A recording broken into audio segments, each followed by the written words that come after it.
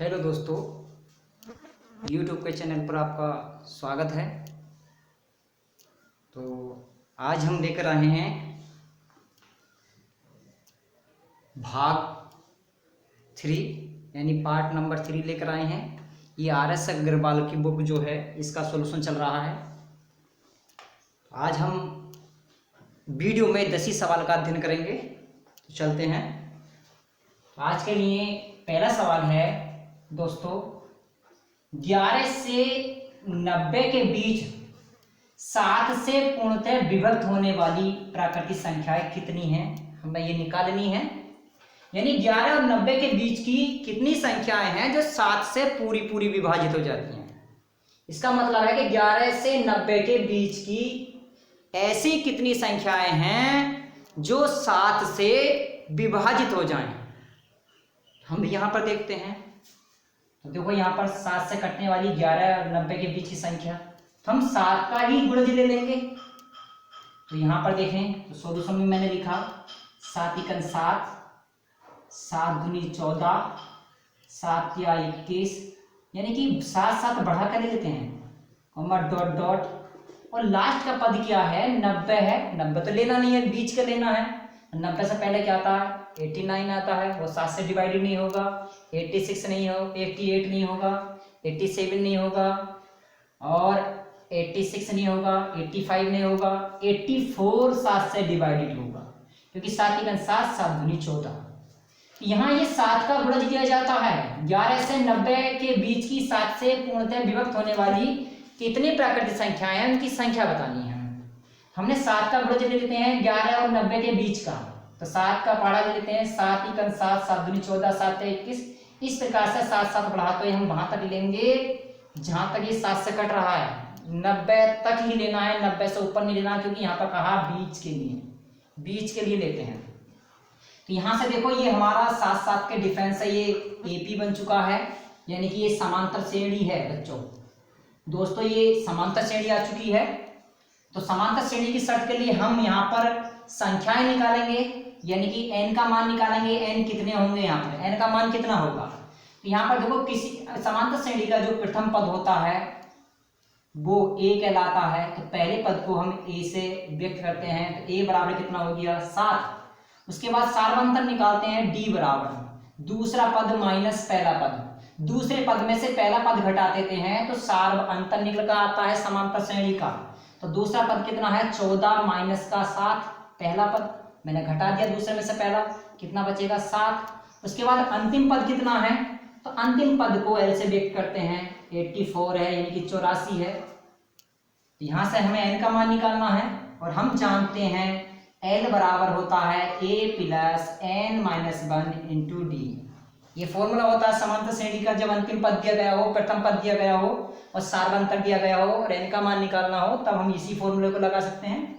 हमने यहाँ पर L का मान डाला 84 इक्वल a का मान 7 है, प्लस n का मान हमें निकालना है n - 1 × d का मान है 7। 7 इधर जाकर घट जाएगा, तो 7 इधर जाकर घट जाएगा, तो ये इस प्रकार से हो जाएगा 84 - 7 इक्वल हो जाएगा n - 1 × 7। यहाँ से घटा देते हैं, 14 में से 7 जाएगा, 7 बनेगा, यहाँ बचेगा 7 बराबर लिखा n - 1 × 7। 7 से डिवाइड करते हैं, 7 × 7, 7 × 7, 7 × 7, तो 11 बराबर हो जाएगा n - 1। ये -1 इस 11 में इधर जाएगा, तो ये प्लस का हो जाता है, n बराबर हो जाएगा 11 और 1 12, यानी कि n बराबर हो चुका 12। ये सवाल समझ में आया होगा। यानी कि वो 12 संख्याएं होंगी 11 और 90 के बीच में जो 7 से पूरी विभाजित होंगी। तो ये दोस्तों सवाल समझ में आया होगा। यदि सवाल समझ में आया है तो इसकी गति तो आप बना सकते हैं, क्योंकि सवाल समझ में आ जाता है तो हम उस रफ्तार को अपने हाथ में रख सकते हैं, अपने द्वारा ही उसको तेजी से कर सकते हैं। तो सवाल नंबर आगे चलते हैं।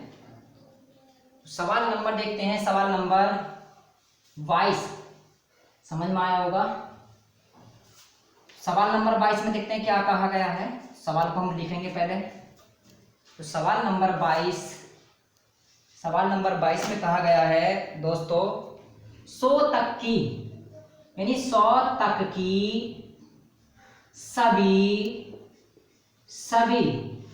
विषम प्राकृतिक संख्याओं का योग ज्ञात करना है। सभी विषम प्राकृत संख्याओं का योग करना है। संख्याओं का योग, हमें योग निकालना है। अब वो भी कौन सी संख्या आनी है? विषम संख्या, वो भी प्रथम 100, यानी प्रथम 100 विषम संख्या का योग निकालेंगे। तो पहली अगर विषम संख्या देखी जाए तो वो 1 होती है, दूसरी 2 बढ़ा देंगे इसमें 3, फिर 2 बढ़ा देंगे 5, 7 प्लस डॉट डॉट, उसके बाद अंत की क्या आएगी? 100 तो सम संख्या है, तो हमें यहाँ पर 99 लेना पड़ेगा, क्योंकि 99 2 से विभाजित नहीं हो रहा है पूरा पूरा, इसलिए 99 विषम संख्या है। यहाँ से कह रहा है विषम प्राकृतिक संख्या का योग निकालेंगे। अब योग निकालने के लिए पहले संख्या का पता होना चाहिए कितनी संख्याएं हैं, उसके लिए n का मान निकालेंगे। यहाँ पर देखो समांतर श्रेणी है, क्योंकि सब में 2-2 का अंतर है, समान अंतर होता तो समांतर श्रेणी होती है। अगर 3 में से 1 घटाएंगे 2, 5 में से 3 घटाएंगे 2, 7 में से 5 घटाएंगे 2, यानी सब में 2-2 का अंतर है, इसलिए समांतर श्रेणी है। ये सार्व अंतर है, सभी में समान अंतर। यहाँ से a का मान क्या होगा? प्रथम पद श्रेणी का 1, और इसको मैं लिख देता हूँ, यानी कि ये AP हो चुकी है, अर्थमेटिक प्रोग्रेशन समांतर श्रेणी। और यहाँ से d का मान निकालेंगे तो दूसरे पद में से पहला पद घटा देंगे, 3 - 1, यानी कि कितना आ जाएगा? 2। और यहाँ से l का मान कितना है? 99 है। हमें n का मान निकालना है पहले, उसके बाद में हम योग भी निकालेंगे इसका, नहीं तो n चलते हैं। हम जानते हैं l बराबर होता है a + n - 1 × d। l का मान लिखेंगे 99 बराबर a का मान 1 प्लस n - 1 × d, d का मान 2 है। यहाँ पर देखो 1 को इधर लेके जाएंगे तो घट जाएगा, तो कितना बचेगा? 98 बराबर n - 1 × 2, 2 से काटेंगे 2 × 2, 2 चौक 8, बचा 1, 2 9 18, यहाँ से बचेगा 49 बार कट चुका है, तो 49 बराबर n - 1, ये माइनस का 1 इधर जाकर जुड़ जाएगा, यानी n बराबर कितना हो जाएगा? 50। हमें योग निकालना है और हमें वो फॉर्मूला लगाना है जब श्रेणी का अंतिम पद दिया गया हो। हम जानते हैं s योग को प्रकट करता है समांतर श्रेणी में। s बराबर होता है n/2 और a प्लस का n। जब अंतिम पद दिया गया हो तब हम यही फॉर्मूला लगाते हैं। s बराबर लिखा, n का मान डालेंगे दोस्तों 50/2, a का मान डालेंगे 1, l का मान डालेंगे 99। यहाँ से क्या बनेगा? s बराबर 50/2, ये 99 और ये कितना हो जाएगा? 100, 2 से काटेंगे 50 बार, क्योंकि 50 दूनी 100। यहाँ से s बराबर आ जाएगा 5 × 5 = 25 और 00, ये आ गया योग। अगर 1 से लेकर 100 तक की हम विषम संख्या लिखेंगे और उनका जोड़ करेंगे, योग करेंगे, तो हमारा कितना निकल कर आएगा? वो हमारा 2500 निकल कर आएगा। ये समझ में आया होगा प्यारे दोस्तों। आगे चलते हैं सवाल नंबर 23 पर। सवाल नंबर 23 देखते हैं। सवाल नंबर 23 समझ में आ रहा होगा। सवाल नंबर 23 में क्या कहा गया है, और गणित साथ में रखकर अगर अध्ययन करेंगे वीडियो के द्वारा तो और भी ज्यादा समझ में आएगा। तो सवाल नंबर 23 ये कह रहा है 2 अंकों की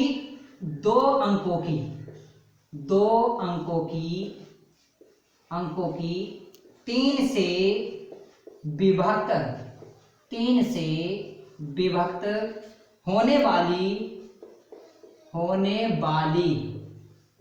होने वाली सभी प्राकृतिक संख्या का योग निकालना है। सभी प्राकृतिक संख्या का हमें योग निकालना है। पहले जैसा ही सवाल है।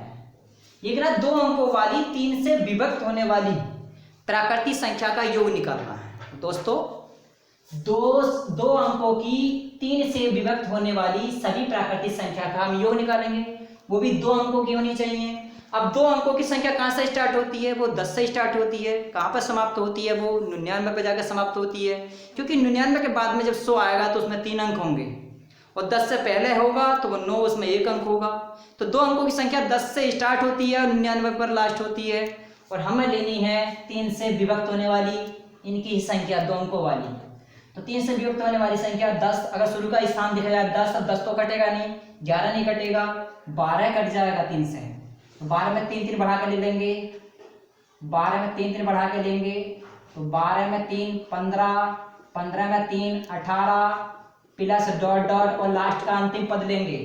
अब 2 अंकों की संख्या कहाँ लास्ट होगी? 99, और 99 खुद 3 से कट जाता है। तो हम पहले यहाँ से n का मान निकालेंगे, और वैसे देखा जाए तो ये हमारी AP बन चुकी है। कैसे पता चला? क्योंकि यहाँ 4 अंतर सभी में समान है, d का मान समान आ गया, 3 3 के अंतर से है, इसलिए ये समांतर श्रेणी है, अर्थमेटिक प्रोग्रेशन है, यानी समांतर श्रेणी है। यहाँ से पहला पद a बराबर 12 हो चुका। समांतर श्रेणी का जो प्रथम पद होता है वो a से दिखाते हैं, a बराबर 12, और d बराबर कैसे निकालेंगे? दूसरे पद से पहला पद घटा देंगे, 15 माइनस का 12 यानी कितना आ जाएगा? 3। वहां से अंतिम पद कितना है? 99 है। हम पहले n का मान निकालेंगे, संख्या का पता रहेगा तभी हम उसका योग निकाल सकते हैं। तो हम जानते हैं l बराबर होता है a प्लस n माइनस का 1 इंटू डी। l का मान है 99 बराबर a का मान 12 प्लस n माइनस का 1 इंटू डी, डी का मान रखेंगे 3। 12 इधर जाकर घट जाएगा तो कितना बचेगा? 9 में से 2 जाएगा 7, और 9 में से 1 जाएगा 8, बराबर n माइनस का 1 इंटू 3। 3 से काटेंगे, 3 एकन 3, 3 दूनी 6, बचा 2 27 हो गया, 3 नम 27। यहाँ से देखो 29 बराबर n माइनस का 1, ये माइनस का 1 इधर जाकर जुड़ जाएगा तो n बराबर हो जाएगा 30, 29 और 1 30, क्योंकि ये माइनस का 1 इधर जाकर लिखेंगे तो 30, ये माइनस का 1 इधर जाकर लिखेंगे तो ये प्लस का हो जाता है। जब प्लस होगा तो कितना हो जाएगा? 29 और 1 30 हो जाएगा। n का मान निकाल दिया है। अब हम जानते हैं योग बराबर होता है n/2 और a प्लस का n। ये समांतर श्रेणी के जब अंतिम पद दिया गया हो तब योग का सूत्र है। योग को s से दिखाते हैं, ये s है, s बराबर लिखा है, n का मान डालेंगे 30/2, a का मान डालेंगे 12 प्लस का l का मान डालेंगे 99। यहाँ से बनेगा s बराबर 2 से काटेंगे 15 बार, यहाँ से बनेगा 15 गुणा 2 और 9 11, 1 और 9 10 और 1 11। यहाँ से s बराबर बनेगा, यहाँ से s बराबर बनेगा, देखो गुणा करते हैं 15 का 15 का 5 से लगा 1, 15 का 15 और 1 16, 1 15 का 15 और 1 16, यानी कि 1665 होगा। जो 2 अंकों की संख्या 3 से विभाजित होने वाली है, अगर उसका योग करते हैं तो 1665 निकल कर आएगा। ये सवाल का आंसर आ चुका है। तो आगे चलते हैं सवाल नंबर 24 पर। तो 24 सवाल में क्या कहा गया है? तो 24 सवाल नंबर देखते हैं।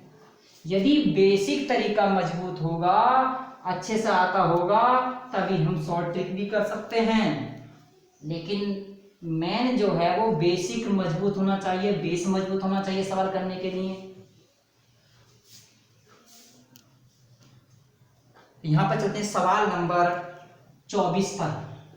सवाल नंबर 24 में क्या कहा गया कि गुणोत्तर श्रेणी है जिसको हम जीपी बोलते हैं।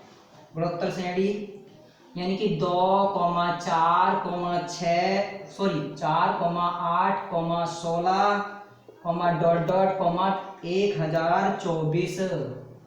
ये कह दिया इसमें कुल कितने पद हैं, हमें पद निकालना है, यानी कि n का मान निकालना है। n बराबर क्या? हमें यहाँ पर पदों की संख्या निकालनी है, और ये जीपी है, गुणोत्तर श्रेणी है दोस्तों। तो गुणोत्तर श्रेणी की शर्तें लेके चलेंगे यहाँ पर। अब गुणोत्तर श्रेणी का एक शर्त क्या होती है? जो पहला पद होता है गुणोत्तर श्रेणी का, उसको a से दिखाते हैं, a बराबर 2, और यहाँ से सार अनुपात r का मान कैसे निकालते हैं? दूसरे पद को पहले पद से भाग देते हैं। तो दूसरा पद 4 है, पहला पद 2 है, पहला पद, दूसरा पद, तीसरा पद, चौथा पद, ऐसा होते हैं। जब r बराबर लिखा 2 से भाग देंगे, 2 दूनी 4 आ चुका है। और यहाँ से जो अंतिम पद है वो कितना है? अंतिम पद जो है जिसे बोलेंगे n-बा पद। n-बा पद कितना दे रखा है? n-बा पद दे रखा हमारा 1024। अब यहाँ से लगाते हैं फॉर्मूला। हम जानते हैं गुणोत्तर श्रेणी का n-बा पद an दिखा, an बराबर ar की पावर n-1 ये बनेगा। यहाँ से an का मान कितना है? ये an का मान होता है बच्चों, दोस्तों ये n का मान होता है। an का मान 1024 बराबर लिखा a का मान 2, यहाँ से r का मान कितना है 2, 2 की पावर n-1, 2 से काट सकते हैं इसको। अब हम 2 से काटेंगे तो 2 से काटने पर कितना प्राप्त हो जाएगा, यहाँ पर देखते हैं। तो यहाँ से बनने वाला है 2 एकम 2, 2 पंजे 10, 2 एकम 2, 2 दूनी 4। तो यहाँ से बनने वाला है 512 बराबर 2 की पावर n-1। अब ये 512 किसका मान है, ये जो 512 है ये है 512 मान निकाल लेते हैं। तो 2 की पावर 6 का मान 64 होता है, 2 की पावर 6 का मान 64 होता है।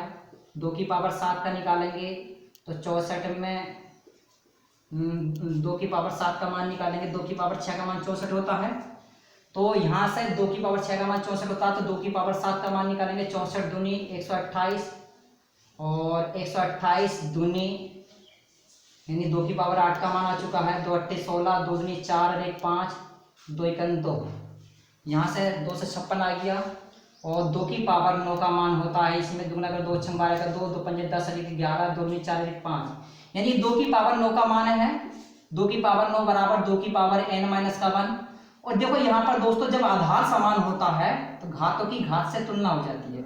ये आधार समान है दोनों साइड में, आधार 2 2 है तो घात की तुलना हो जाएगी। यहाँ से n-1 बराबर 9 आ जाएगा। n बराबर लिखा 9, ये माइनस का 1 इधर ले जाएंगे प्लस का हो जाएगा। n बराबर 9 और 1 10 आ चुका है। इस सवाल का आंसर आ चुका है, यानी कि 10 संख्याएं 10 संख्याएं होंगी और कितने पद होंगे 10 पद होंगे गुणोत्तर श्रेणी में।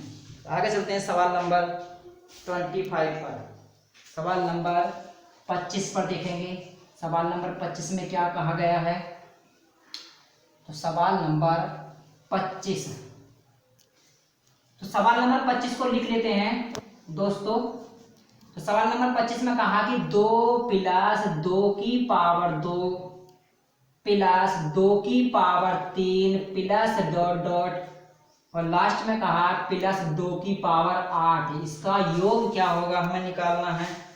अब यहाँ भी देखो ये हमारी श्रेणी की पहचान करते हैं कि ये जीपी है एपी, ये हमारी जीपी आ चुकी है यानी कि गुणोत्तर श्रेणी है, क्योंकि हमने देखा पहले पद से दूसरे पद को भाग देंगे तो 2 आ रहा है, दूसरे से तीसरे को भाग देंगे तब भी 2 आ रहा है, यानी सार्व अनुपात समान है।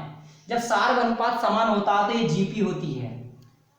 तो यहाँ से ए का मान क्या हो जाएगा 2 हो जाएगा। आर का मान कैसे निकालेंगे, पहले पद से दूसरे पद को भाग देंगे, यानी 2 की पावर 2 को 2 से भाग देंगे तो कितना आएगा 2 आ जाएगा। और यहाँ से देखो और लास्ट का पद कितना है, यानी कि n का मान कितना है, n का मान जो है वो 8 है, अलग दिखा दे रहा है, n का मान 8 है, यानी कि 8 पद है, यानी कि 1 2 3 4 5 6 7 8। तो यहाँ से हमें योग निकालना है और हम जानते हैं योग बराबर जो होता है s बराबर होता है a r की पावर n-1 बटे में r-1। तो यहाँ से लिखा s बराबर लिखा, a का मान डालेंगे 2, r का मान डालेंगे, r का मान कितना है 2, n का मान कितना है 8 -1 बटे में r का मान डालेंगे यहाँ पर 2 -1। यहाँ से s बराबर बनेगा 2, 2 की पावर 8 का मान अभी निकाला था हमने, यानी कि कितना आ चुका है 256 होता है। 256 -1 बटे में दोनों को घटा देंगे, 2 में से एक जाएगा 1, यानी कि s बराबर हो जाएगा 2 गुणा 256 से 1 घटाएंगे तो 255 बनेगा और यहाँ से s बराबर बनेगा ये 255 है दोस्तों। 2 पंजे 10, 2 पंजे 10 अरे 11, 2 दूनी 4 अरे 5, यानी कि ये 510 इसका जोड़ आ चुका है, ये जीपी का जोड़ है। ये समझ में आया होगा दोस्तों। तो आगे चलते हैं सवाल नंबर, यहाँ पर सवाल नंबर 1 पर चलते हैं, प्रश्नावली पे पहुंचते हैं हम। तो प्रश्नावली, प्रथम प्रश्नावली स्टार्ट होती है प्रश्नमाला। प्रश्नावली पहली है और पहली प्रश्नावली का पहला ही सवाल देखेंगे। यहाँ से क्या बनेगा, यहाँ पर देखो पहला सवाल में क्या कहा गया है कि संख्या 896 743, ये कह रहा में अंक 6 का स्थानीय मान 6 का स्थानीय मान स्थानीय मान तथा जातीय मान तथा जातीय मान, हमें स्थानीय मान और जातीय मान का अंतर निकालना है, का अंतर निकालेंगे। ये कह दिया है कि 8,96,743 में अंक 6 का स्थानीय मान तथा जातीय मान का अंतर क्या आएगा निकलकर, हमें अंतर निकालना है। तो चलते हैं 8,96,743, हम क्या करेंगे 6 का स्थानीय मान निकालेंगे। तो 6 का स्थानीय मान निकालते हैं तो 6 लिखा, 6 कौन से स्थान पर, इकाई, दहाई, सैकड़ा, हजार, यानी कि 6000 आ चुका है। अब 6 का हमें, ये हमारा स्थानीय मान है, स्थानीय मान। अब इसी का हमें जातीय मान भी निकालना है। तो जातीय मान स्वयं वही होता है जिसमें जो उसका पूछा गया है। तो 6 का जातीय मान 6 ही होगा। ये 6 का जातीय मान आ चुका है। अब क्या करेंगे, हम दोनों को घटा देंगे क्योंकि अंतर कहा गया है, तो दोनों को घटा देते हैं। तो 10 में से 6 जाएगा 4, 9 का 9, 9 का 9, यहाँ बचेगा 5। ये हमारे सवाल का आंसर आ चुका। प्रथम सवाल का आंसर 5,994 होगा। तो 5,994 है पहले सवाल का आंसर। सवाल नंबर आगे देखेंगे। तो सवाल नंबर आगे में क्या कहा गया है समझेंगे। सवाल नंबर दूसरा, तो सवाल नंबर 2 को मैं यहीं लिख देता हूँ दोस्तों। सवाल नंबर 2 में कहा गया है कि 9,43,751, ठीक है, 9,43,751 में 7 का स्थानीय मान, 7 का स्थानीय मान, हमें इसका स्थानीय मान निकालना है। इसका स्थानीय मान क्या होगा, केवल 7 का। हम 7 का स्थानीय मान देखेंगे, 7 कौन से स्थान पर आ चुका है, तो 7 इकाई, दहाई, सैकड़े के स्थान पर है। सैकड़ा का मतलब 100, जब 100 से गुणा करेंगे इसको तो क्या बनेगा, 100 सत्ते 700, यानी 7 का स्थानीय मान क्या होगा, 700 होगा। ये दोस्तों समझ में आया होगा। अब सवाल नंबर 3 पे चलते हैं। तो सवाल नंबर 3 में क्या कहा गया है, संख्या दे रखी है, ये दे रखी है कि 72,84,581। इसमें हमें 8 के 2 स्थानीय मानों का अंतर निकालना है, यानी 8 के जो स्थानीय मान है में 8 के 2 स्थानीय मानों का अंतर, स्थानीय मानों का अंतर। हमें स्थानीय मानों का अंतर निकालना, तो पहले स्थानीय मान निकालेंगे फिर उसका अंतर कर देंगे आपस में। अब वो भी किसका, 8 का स्थानीय मान निकालना है। हम 8 का स्थानीय मान निकाल देते हैं। हमने 8 का स्थानीय मान निकालेंगे, इस 8 का निकालते हैं। तो इकाई, दहाई, सैकड़ा, हजार, 10,000, यानी 8 को 10,000 से गुणा करेंगे तो ये बनेगा 80,000। ये बन चुका है। यानी 8 से पहले कितनी संख्याएं उतनी जीरो लगा दी हमने। 8 का स्थानीय मान निकालेंगे, इस वाले 8 का स्थानीय मान निकालते हैं। हमने ये 8 लिखा। अब 8 से पहले कितनी संख्याएं हैं, 1 है तो 1 ही जीरो लगा दो, या इकाई, दहाई, 10 से गुणा करेंगे तो 80 आ जाएगा। अब इनका अंतर कर देंगे, तो इसी को बोलते हैं अंतर करना, घटाने को अंतर करना बोलते हैं। तो यहाँ पर घटाएंगे, 0 से 0 जाएगा, यहाँ से दहाई जाएगी, 10 में से 8 जाएगा 2, यहाँ बचेगा 9, यहाँ बचेगा 9, यहाँ बचेगा 7, यानी कि 7,99,000, वो 79,920, 79,920 इसका आंसर होगा। ये सवाल आ चुका हमारा। सवाल नंबर आगे देखेंगे। सवाल नंबर 4 पर चलते हैं। सवाल नंबर 4 में क्या कहा गया है, समझ में आ रहा हो दोस्तों? यदि समझ में आ रहा हो तो वीडियो को लाइक और शेयर और चैनल को सब्सक्राइब करें। तैयारी, स्पेशल तैयारी मिलेगी और प्रत्येक सवाल का सॉल्यूशन मिलेगा।